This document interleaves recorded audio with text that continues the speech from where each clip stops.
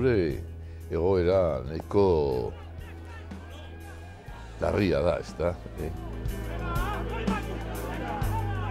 Deporte munduan gauzek ondo joan, lidergo eduki dugu pasadan astera arte, ondino lidergo hartzeko errez daukagu, ze partidu bat gitxiago daukagu, baina ja apurbete desinfletan hasi dela taldea, ezta.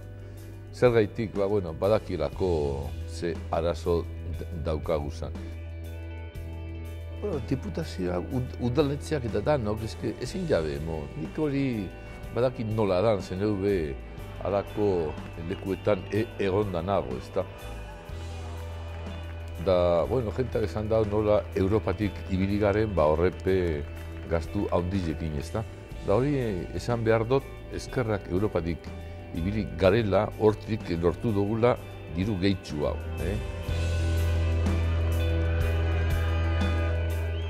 Baina nik ez dut gure izan tramparik egin.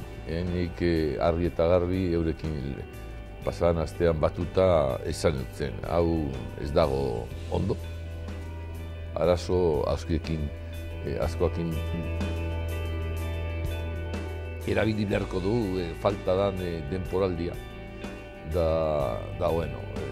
Horrekin bakotzak hartu dizela erabakia, ez da. Jokalari batzuk etorri ziren dirua murriztuta, hartuta, Europan jolasteko. Parte hori ja igaro da, eurentzat ligak eta ez daukalako interes askorik, ez da.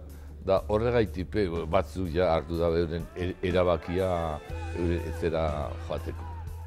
Bat joan da eta beste lau joateko dira. Lau horretatik 3 onak.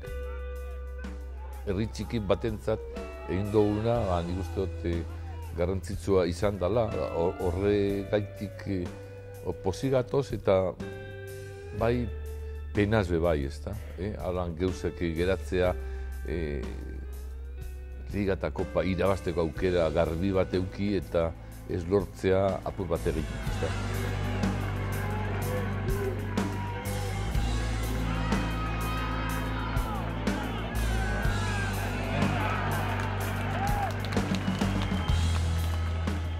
Desagertu ez, guk base handi bat daukagu hainbeste gazte, ez da. Horrekin jarraituko dugu. Baina, penie izan da, aukera hori eskuetan eduki, ikusi hor ja nola alboan daukagula, baina arrakasta hori oin ja zoritzarrez ez daukagu argi, ez da.